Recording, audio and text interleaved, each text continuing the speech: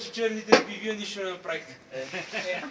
При колегата по 20 топчета да ви зареди. Браво на старите. Чета към земята. Лучше да отгони мен. Значи аз има единствен кил за нашия отбор.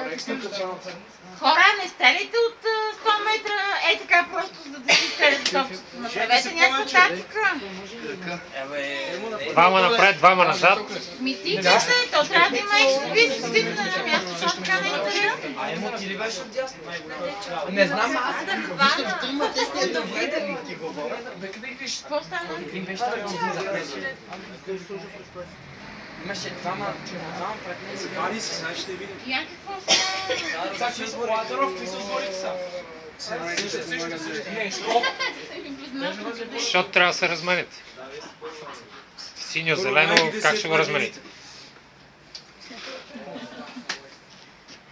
Само Зарадихте ли? сменяме полета. Може бе, така да обежим да пита. Извинявайте, топчета ли стреля? Топчета стреля. Лазаров виж ръката от CS. Така бързо ги свърши. Чаки! Аз имам още. Да бе, тук съм ръката от CS. Забравяш, че петят по някаква крива парабола. Полетата сега, когато си виждате топчета и си правете тактика зелени. Не се давайте така без бой. Къде ми е шлема, бе? Къде ви е шлем?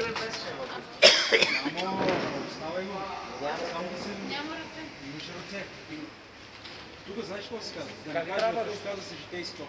Оставаш там, освобождава се двете ръце и готово. Не, тук малко така. Уче заради ли? Така. Къде ми е фотографа? Снима си следовец си в интернет. Айде. Такава майка обаче не има 15 Я ли? години, на 17. Може ли една снимка? Прави 7 Чак я жара. Мали кърпички му дупе. Чакай, че сега ще снима. Прави така. Няма такова нещо. Адано? Ама надали.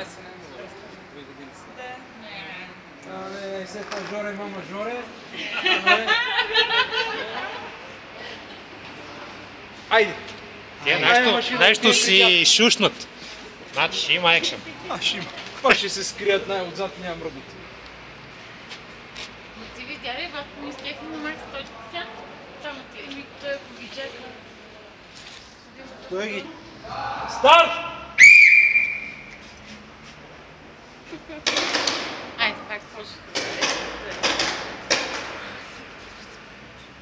Вече почнаха. Почнаха да се промъкват.